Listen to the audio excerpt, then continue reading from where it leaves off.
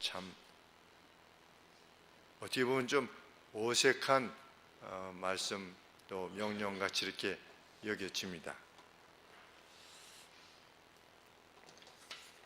오늘 본문에서 언급되고 있는 결혼을 역연혼이라 이렇게称하게 됩니다. 역연혼. 한문으로는 어떻게 되는 건지는 잘 모르겠지만 역연혼이라 이렇게. 다른 형제가 죽은 형제를 대신하여서 그 죽은 자의 아내가 되는 남편이 되는 그 죽은 자의 아내 되는 여인의 남편이 되는 그 역할을 감당하는 그러한 결혼을 말합니다. 이 명령이 주어졌을 때 당시에 전쟁이나 질병으로 인해서 많은 사람들이 죽게 되었을 것입니다. 그래서 과부가 되는 경우가 많았겠지요.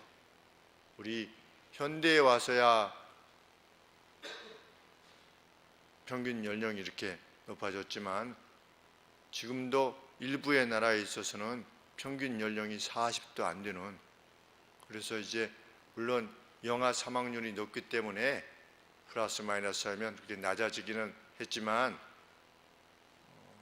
과거에 전염병이 걸리면 그냥 죽는 거니까, 또 전쟁이 일어나면 또 나가서 죽을 수도 있고, 이 같은 상황에서 하나님께서는 그 다음 형제로 형수와 결혼하여서 그 첫째로, 그 낳은 첫째로 그 형을 대신하여 대를 잇도록 하라, 이런 명령을 주십니다.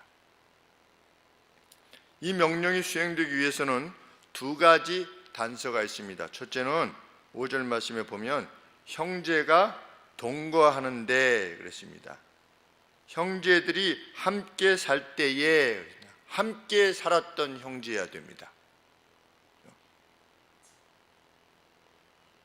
live together 그랬습니다. 함께 살던 형제들이라 그랬습니다.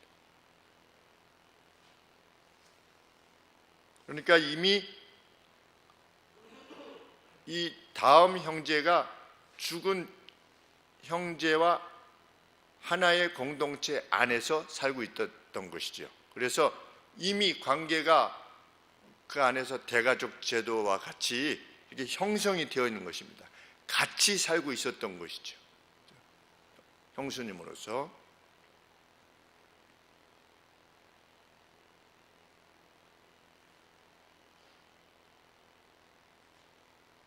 그래서 이미 가족 공동체 내에서 그 의무들을 함께 나누고 있었던 관계여야만 한다.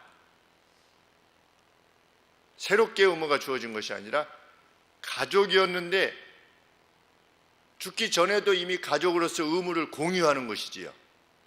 근데 누군가 죽은 것입니다. 그러면 죽은 뒤에도 그 의무를, 가족으로서의 의무를 공유하라, 하나님께서 이렇게 말씀하시는 것입니다. 둘째는 그 죽은 형제가 후사가 없어야 돼요. 그러니까 대를 이을 후사가 있지 못해야 됐습니다. 그러면 이 명령에 따르면 대를 이을 후사가 있으면 안 해도 되는 겁니다. 그렇죠? 그렇기 때문에 주 목적이 과부가 되어서 먹고 살 것이 없기 때문에 이런 차원의 것은 아닌 거지요. 왜냐하면 과부가 되어도 같이 형제들이 살고 있었다면 그 가족 내에 같이 있었겠죠. 그렇죠? 네. 단지 자기의 남편이 죽은 거지요.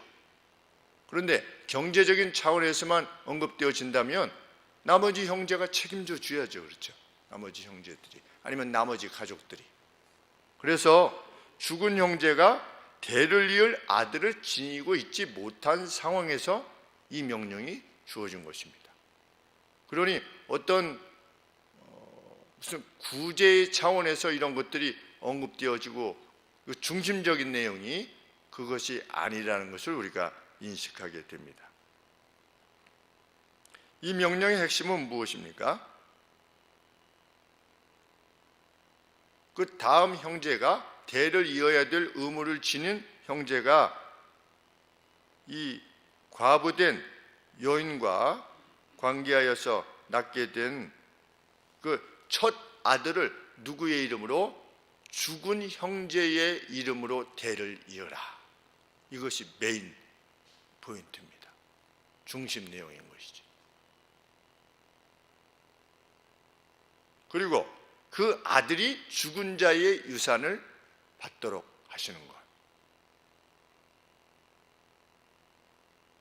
그러면 이 명령이 의도하는 바가 무엇일까? 이렇게 짐작이 가게 됩니다. 그 누구의 이름이 끊어지지 않게 하시는 것입니다.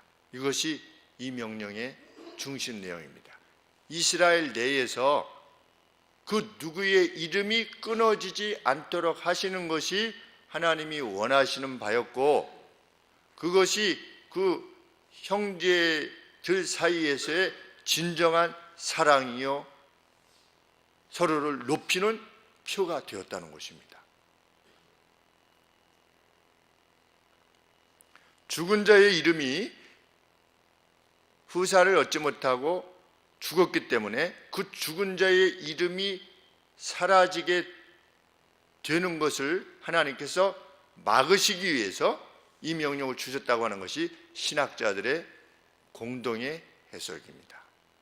그리고 이 공동의 해석이라고 하는 점이 점에 있어서 한 가지 부연해서 말씀드리고자 하는 것은, 성경은 다양한 해석이 가능하다라고 할 때 어떤 본문을 보고 이것이 이렇게도 해석될 수 있고 저렇게도 해석될 수 있다라고 하는 것이 다양한 해석이 아니라는 것을 우리가 염두에 둬야 됩니다.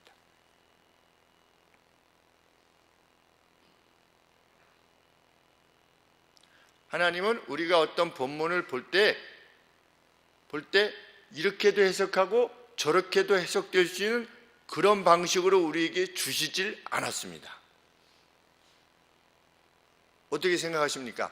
하나님께서 하나님의 뜻을 계시해 주실 때 어떤 사람이 읽고서 이건 이 뜻이야, 아니야 이건 이 뜻이야, 이렇게 본문이 각각 다양한 주제로 해석되어질 수 있도록 하나님이 계시를 주셨겠느냐는 겁니다.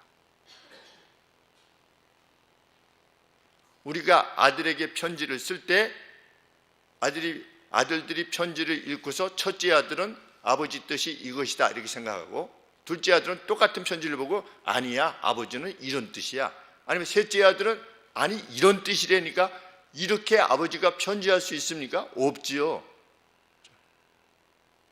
편지를 쓰는 아버지의 목적은 하나입니다. 그렇죠? 하나의 뜻을 전달하는 겁니다. 그런데 그것을 읽는 사람이 다양하게 해석할 수 없는 것인 것처럼 하나님께서는 하늘의 계시, 하나님의 명백한 뜻을 우리에게 알려주셨습니다. 그래서 우리는 그 명백한 뜻이 무엇이냐를 정확하게 알기 위해서 다양한 접근을 하는 것입니다.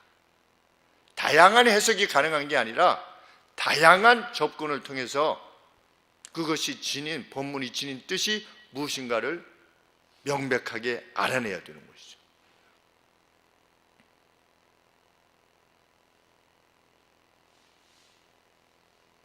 학자들이 의견 일치를 보는 내용이 무엇이라고 말씀드렸습니까? 하나님께서는 죽은 자의 이름이 이스라엘 내에서 사라지는 일이 없도록 하시기를 원하신다. 그렇죠?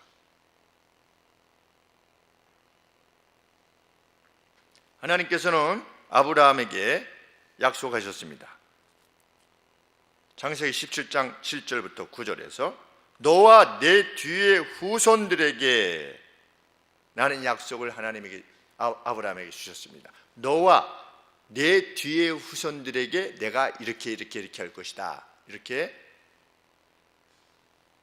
약속을 주셨습니다.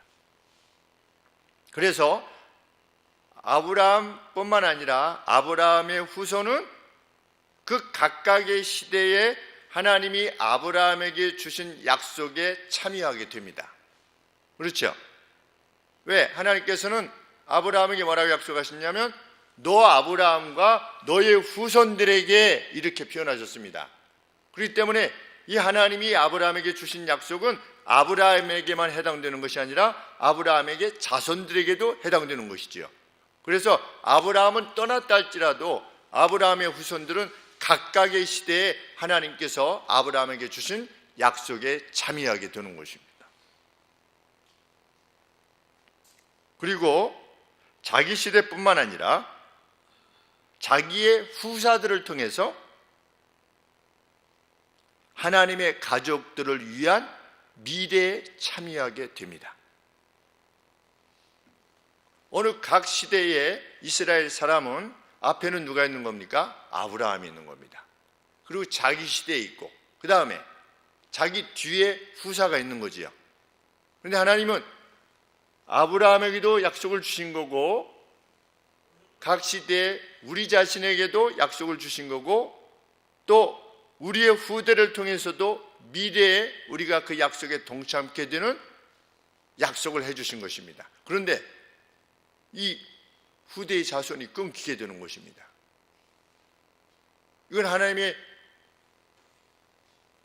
약속하신 그 약속의 내용과 일치하지 않는 것입니다.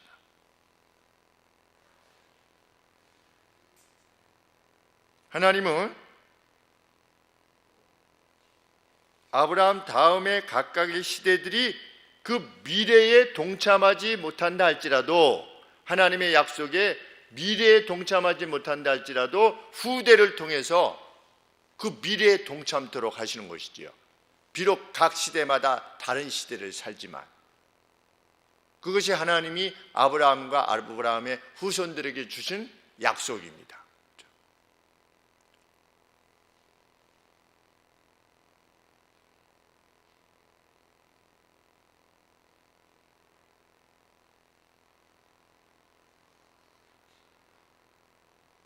그러므로 그 누가 죽었을 때 하나님께서는 그러한 방식으로 아브라함 이후에 그 누구의 후손들이랄지라도 아브라함에게 주신 약속대로 번영하고 번성하고 하는 하나님의 약속에 동참하기를 원하는 것이지요. 자기도 동참하고 또 이 아브라함의 가게 내에서 다른 사람에게 문제가 발생했을 때 그 하나님의 약속이 계속해서 이루어지기를 원하는 마음을 지니게 되는 것이 합당하다는 겁니다. 하나님의 사람들에게 있어서는 그만큼 하나님 나라를 인식하는 거지요. 그냥 나는 아들을 많이 낳았네, 뭐 딸을 많이 낳았네, 내 자손들은 이러네, 이것이 아니라 옆에도 보는 겁니다.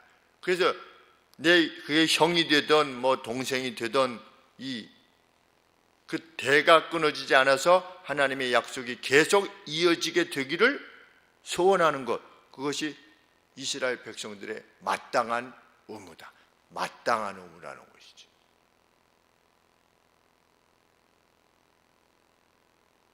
성경은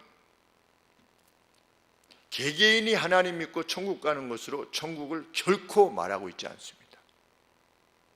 성경의 강조점은 항상 함께입니다. 함께. 그래서 사도신경에도 성도의 교통을 믿사오며 거룩한 공예를 믿사오며, 그렇죠? 홀리 커뮤니티를 믿는 겁니다. 개개인이 예수님 믿고 다른 사람은 어떻게든지 나 예수님 잘 믿으면 하나님이 나를 구원해 주셔. 틀린 말씀은 아니지만 결코 성경이 강조하고 있는 바가 아닌 것이죠. 성경은 함께입니다. 그렇죠? 그래서 예수님께서도 겟세마네 동산에서 마지막 기도하실 때 아버지여, 아버지와 제가 하나인 것처럼 저들도 하나가 되게 하여 주시옵소서. 그 하나님 나라에 대한 인식을 동일하게 지니게 하여 주시옵소서. 그것이 천국입니다. 하나님의 나라. 하나님의 나라가 나라의 임하옵시며, 그러지 않습니까? 나라의 임하옵시며 하나님의 나라가 이 땅에 이루어지기를 원합니다. 그러면 그 나라는 어떤 나라입니까? 이런 나라인 겁니다. 형제 중에 누가 이 끊어지게 되었을 때 같이 아브라함의 후손으로서 하나님의 약속을, 그 영광의 약속을 공유하고 있는 형제요 자매인데 거기서 이탈되고 끊어지는 겁니다. 그러면 그 형제를 긍휼히 여기는 거지요. 형제의 가정도 긍휼히 여기고 그 형제를 긍휼히 여겨서 자신이 그 여인을 취함으로 그 첫째들 하여금 그 형제의 이름으로 대를 잇게 하여서 그 형제의 이름이 이 하나님의 나라에 있어서 끊이지 않게 하려는 것. 그것이 하나님 나라에 대한 인식입니다. 그 하나님의 나라가 나라의 임하옵시며 어디에? 일단 교회, 그렇죠? 우리 교회. 얼마나 우리가 주님의 명령에 의하면 하나가 되어야 하는가를 알게 됩니다. 하나. 원네스. 하나 돼. 이것을 가장 철저히 인식한 사람이, 그 사람이 하나님의 입장에서 보면 최고의 사람인 겁니다. 그는 행동하려 할 것입니다.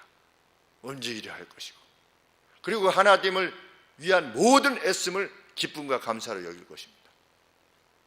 섬김을 기뻐할 것입니다. 자신에게 하나님께서 주신 그 은사를 통해서 공동체의 공동의 유익을 위할 수 있는 것에 대해서 하나님 앞에 기쁨과 감사를 돌리게 될 것입니다.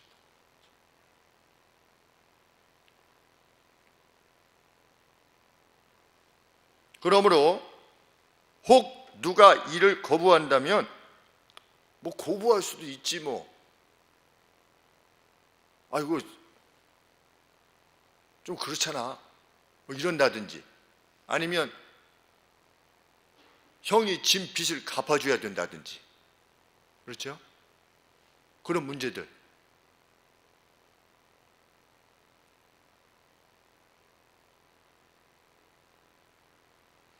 사실 생각해보면 누가 형수님을 취해서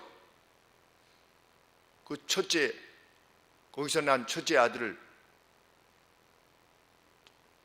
그 형의 이름으로 대를 잇는 그러한 수고를 감당하려 하겠습니까? 그 누가?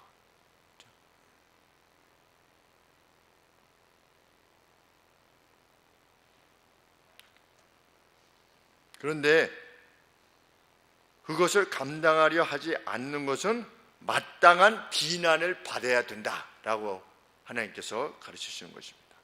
거부한 자는 공동체로부터 비난을 받아야 된다. 비난을 받도록 해라. 하나님께서 이렇게 하시는 겁니다.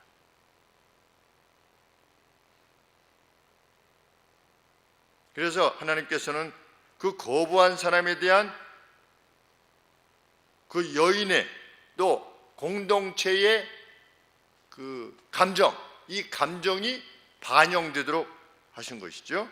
그래서 성문에 가서, 사람들이 많이 모인 성문에 가서 그의 신을 벗기고 형수가 그의 얼굴에 침을 뱉는 수치를 당하도록 하는 것을 허락하신 것입니다. 그만큼 그가 형제의 이름을 존속함으로 형제의 영예를 높여야 되는 것이 마땅한 일이라는 것이죠. 그만큼 마땅한 일이라는 것입니다. 그래서 나는 못하겠어 라고 하는 사람이 모욕을 당할 만큼, 수치를 당할 만큼, 그래서 신을 벗기운 자의 집이라 이렇게 칭할 것이야. 저 집은 신을 벗기운 집이다, 이렇게 모욕을 당하는 것이 가능하게끔 하나님이 만드신 것입니다. 그만큼 형제됨이라고 하는 것이 귀한 것이라는 것이죠. 특별히 육신적인 형제됨이 더욱 그러한 것이죠. 육신적인 혈연에 의한 형제됨이라고 하는 것. 그런데 오늘 예수님을 믿는 형제들끼리도, 자매들끼리도 어떤 가정이 어려운데 다른 가정이 도와주었다. 거의 못 본 것 같아요. 거의 못 들었어요. 듣게 되면 놀라운 일이 아닐 수 없는 것입니다. 동일한 하나님을 섬기는데 어떤 가정이 어려움을 겪는데도 전혀 물어보지도 않는, 묻게 되면 자기에게 어떤 문제가 발생할까 봐, 도와줘야만 되는 어떤 상황이 발생할까 봐 묻지도 못하는 것입니다. 그런 사람은 어떤 사람이다? 신을 벗기운 자의 집이다. 이렇게 칭함을 받아야 될 정도로 하나님 앞에 마땅치 않은 인물이라고 하는 사실을 성경이 가르치는 것입니다. 그래서 우리 디모데전서 5장 8절 말씀에 누구든지 자기 친족, 특히 자기 가족을 돌아보지 아니하면 믿음을 배반한 자요 그랬습니다. 교회에 다니는데 직분도 있는데 믿음 생활 하는데 자기 친족을, 자기 직접 형제도 아니고 자기 친족을 돌아보지 않는 자는 믿음을 배반한 자요, 불신자보다 더 악한 자니라. 왜 불신자보다 더 악한 자입니까? 불신자는 몰라서 그렇게 하는 겁니다. 몰라서. 그런데 예수님을 믿는 사람은 하나님의 분명한 명령이 있는데도 불구하고 돌아보지 않는 겁니다. 알면서도 돌아보지 않는 겁니다. 다른 이유를 들어서 돌아보지 않는 겁니다. 나도 없다고 하는 겁니다. 무정한 것이고 무심한 것입니다. 그러면 믿음을 배반한 자다. 달리 말하면 믿음이 없다는 거죠. 그 사람은 결코 있을 수 없는 일이다. 우리가 정말 예수님을 믿는 우리가 참 우리의 가정 내에서 과연 누군가, 저희 큰형 목사님은 늘 동생들한테 뭘 주려고 그래. 어머니 댁에 죽전에서 주일마다 옵니다. 지금도 와 있는데 작은 형은 과천에서 매주마다 오고 아침 저녁마다 전화드리고 밤새 잘 주무셨는가. 그런데 어머니 댁에 올 때마다 동생들 주려고 뭐라도 사와요. 야, 이번에 어디 코스트 갔더니 이게 굉장히 싸게 팔더라. 그래가지고 무슨 건과류 같은 거 한번 사면 막 이만큼씩 사가지고, 형이 뭐 특별히 부자입니까? 그거 아닙니다. 그런데 동생들을 돌아보려고 하는 것이죠. 뭐라도 좋은 게 있으면 야, 이거 가져가서 좀 써봐라. 내가 가만히 생각해보니까 형한테 제가 준 게 없어요. 이발 가위도 형은 줬는데 저한테 야, 이거 내가 이거 몇십만 원 주고 산 건데 나 먼저 한국에 돌아가니까 너 이걸로 이발해라. 그래가지고 이발 가위 뭐 세트,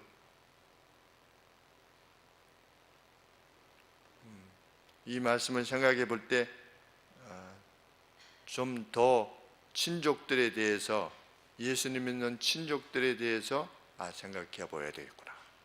우리 예수님 믿는 우리 자신이 우리들 친족들 사이에서 과연 어떻게 인식되고 있는가를 생각해 보면 좋겠습니다. 야, 그 집은, 셋째는 교회 다니들이 야, 정말 애가 달라. 이렇게 돼야지 않겠습니까? 그렇죠? 그래서 제가 전에 말씀드렸지만 무슨 제사를 차린다. 그럼 어떻게 하라고 그랬습니까? 제사 비용을 제일 많이 내는 겁니다. 누가? 예수님 믿는 우리가. 결국 우리가 먹을 거니까. 그죠? 우리는 제사 안 지내요. 그리고 안 가버리고 만다든지, 안 가도 뭐는 보내야 됩니까? 그 필요한 돈은 보내주는 거예요. 그렇죠? 그래서 우리가 그 누구를 높이지 않고 이런 차원의 것이 아니라고 하는 사실을 여러 다른 차원에서, 그리고 형제 중에 누가 어려우면 가장 많이 도와야 되는 거죠. 그 자신에게 주신 것 중에 비율로서 상대적인 차원에 있어서 쟤는 저렇게 할 수 없는데 야, 참 대단하다 라고 가족들로부터 인정받는 크리스찬.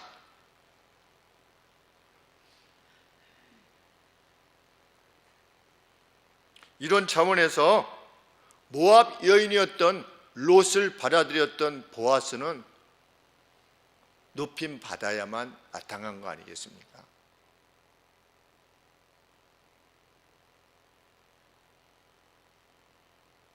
이 말씀과 달리 왜 이것이 더 확장되었는지는 알 수 없습니다. 왜냐하면 보아스가 무슨 같이 살던 형제가 아니지 않습니까? 롯과 롯의 집안하고 같이 살던 집안이 아닙니다. 그런데 이렇게 차례차례 순서가 오는 거지요. 롯의 남편과 가장 가까웠던 죽고 이런 식으로 하는데 보아스보다 조금 더 가까운 사람이 있는 거죠. 그렇죠? 근데 그 사람이 나 안 한다고 하지 않았습니까? 그래서 보아스가 기꺼이 네가 물으려면 물어라 이렇게 했습니다. 우리 룻기 4장 5절 4장 4절에 이제 보아스보다 더 롯의 가정과 가까이 있던 사람에게 4장 4절에 내가 여기 앉은 자들과 내 백성의 장로들 앞에서 그것을 사라고 내게 고하여 알게 하려 하였노라. 네가 물으려면 물으려니와 내가 물으지 아니하려면 내게 고하여 알게 하라. 네 다음은 나요 그 외에는 물을 자가 없느니라. 그가 가로되 내가 물으리라 갚아주겠대요. 그러니까 보아스가 가로되 네가 나오미의 손에서 그 밭을 사는 날에 곧 죽은 자의 아내 모압 여인 룻에게서 사서 그 죽은 자의 기업을 그 이름으로 잊게 하여야 할지니라. 그 기업 물을 자가 가로되 나는 내 기업에 손해가 있을까 하여 나를 위하여 물으지 못하노니 나의 물을 권리를 네가 취하라. 나는 물으지 못하겠노라. 손해가 돼서 안 되겠다 이렇게 한 겁니다. 처음에는 한다고 했다가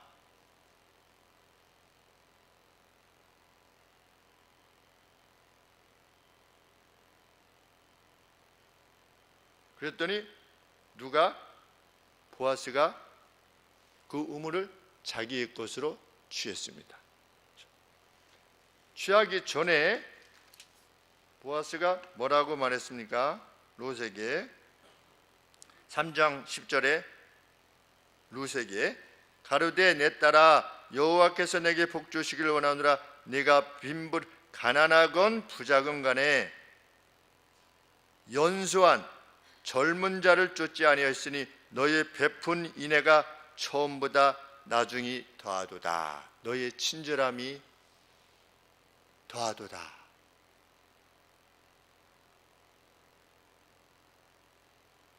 내 딸아 두려워 말라. 내가 네 말대로 내게 다 행하리라.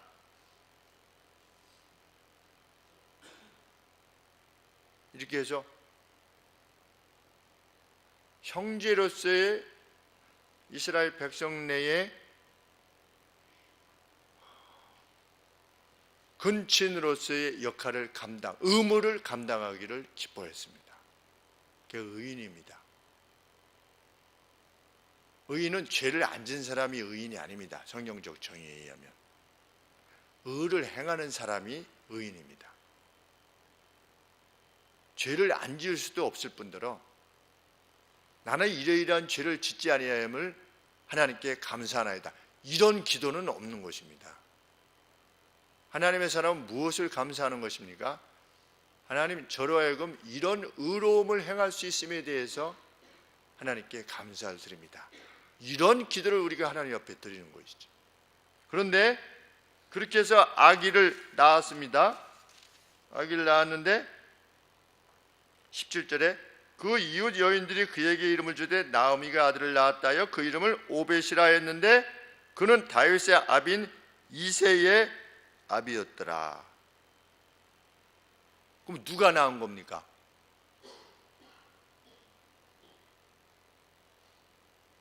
룻이 낳은 거지요. 룻이 누굴 낳았습니까? 오벳을 낳았어요. 그렇죠? 그러면 이 오벳은 누구의 이름으로 이렇게 대가 이루어지겠습니까? 이 말씀에 비춰보면 룻의 남편의 이름으로 이렇게 이어지겠죠. 그렇죠? 근데 성경은 뭐라고 말씀하고 있습니까? 18절에 베레스의 세계는 이러하니라. 베레스는 헤스론을 낳고, 이 베레스는 누구지요? 유다. 우리 예전에 거꾸로 창세기까지 쭉 올라가서 그 베레스가 나오지요. 누구하고? 유다하고 다말, 유다의 며느리하고 관계해서 낳은 아들 베레스. 그 야곱이 무엇을 예언했습니까? 유다에게서 홀이 나올 거다, 이렇게 예언을 했는데 그 예언이 이루어져야 되는 거지요. 그래서 유다가 이게 끊겨지려고 하는데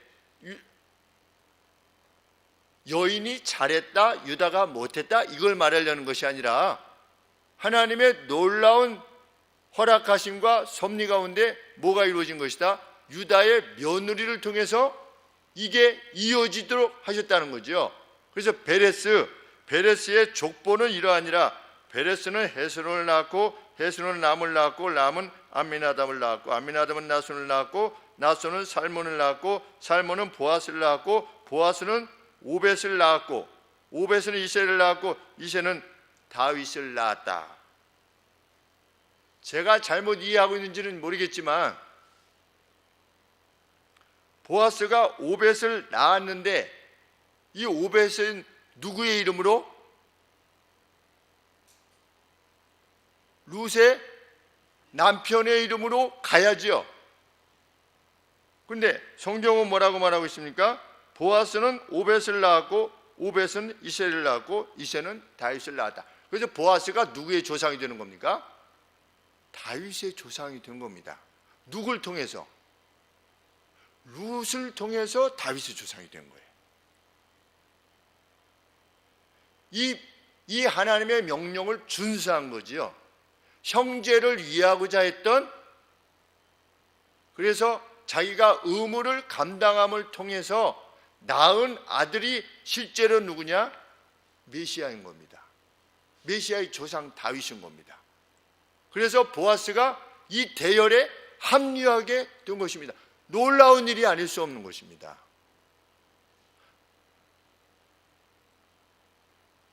보아스의 대를 잇는 다른 어떤 존재가 있겠지요. 그렇죠? 자기의 지금 가령 예를 들어서 보아스가 부인이 없었다면 어떻게 하겠습니까? 첫째는 이 오벳은 룻의 남편의 이름을 갈 것이고, 둘째가 자기의 이 대를 이어가는 것이겠죠. 그렇죠? 그런데 만일 다른 부인이 있었다든지 하면 거기서 나온 첫째들 하여금 자기의 이름은 이렇게 가겠지만 혈통 자체가 보아스가 이 룻을 취함을 통해서 메시아의 혈통적 조상이 되는 영광을 안게 된 것입니다. 놀라운 일이 아닐 수 없는 것입니다. 우리는 오늘 우리가 하나님의 명령을 조차 이루어내는 그 선함, 그것이 친족 간의 것이든 아니면 믿음의 형제라고 하는 영적인 형제나 자매를 위한 것이든 우리가 친절함과 그 따스함, 그 애정, 이것으로 행하는 일들을 통해서 하나님은 무엇을 이루시는지 우리는 모르는 것입니다. 보아스가 자기의 저기로부터 메시아가 주님이 오실 것이라고 어떻게 알았겠습니까? 그렇죠? 자기는 자기 시대에 하나님의 명령을 따른 것입니다. 이것이 하나님 나라의 원칙이라고 믿고 그렇게 행하는 것이죠. 그런데 그렇게 행하는 의인은 그걸 통해서 하나님의 나라의 중심적인 역할을 감당할 수 있게 되는 것입니다. 오늘 우리도 마찬가지입니다. 우리가 하나님의 뜻이라고 믿고 행하는 그 어떤 선함과 그 헌신, 그것이 우리 뒷세대에 하나님께서 무엇을 이루어 가실지 우리는 알 수 없는 것입니다. 그래서 우리의 매일의 선함의 행보는 무한한 가치를 지니고 있는 것입니다. 하나님께서 그렇게 하실 것을 약속해 주셨기 때문입니다. 우리 중에 그 누구도 미약한 존재는 이런 차원에서 보면 없는 것입니다. 우리가 힘을 다해서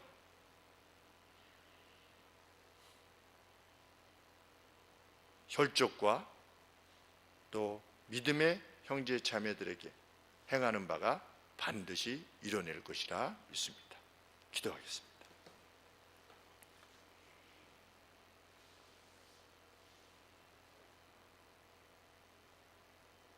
하나님 아버지,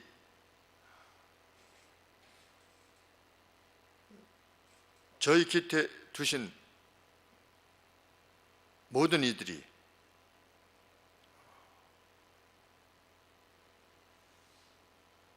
하나님 보시기에 좋았다라고 하는 이 세상에서 참된 복됨과 행복을 누리게 하는 일에, 어쩌면 생육하고 번성하라고 하는 그 하나님으로부터의 축복, 아버지, 그 모든 대상이 우리 인류이고 하나님께서 지어내신 모든 피조물인 줄 압니다. 하나님, 이 장구한 세월 전에 하나님께서 선언하신 그 복됨을 그 누구라도 공히 같이 누리게 하기 위하여 우리의 일생이 사용되어지게 되기를 간절히 원합니다. 우리 인류는 하나의 공동체라는 사실을 잊지 않게 하여 주시고, 하나님 참으로 원래의 것 이상으로 회복시키게 하실 하나님의 나라를 기억하며 그것을 미리 여기서 엑서사이즈하는 저희들이 될 수 있도록 은혜를 주시고, 그 기쁨을 여기서 맛볼 수 있도록 도와주옵소서. 하나님, 그때 기쁨과 감사를 주실 때마다 하나님의 얼굴을 뵙는 그 영광스러움을 저희들 모두에게 허락하여 주시옵소서. 주께서 세우신 교회를 통하여 이 일을 분명히 이루실 것인데, 하나님, 수종드는 자로서의 기쁨을 일생 누리며 살게 하옵소서. 예수님의 이름으로 기도합나이다. 아멘.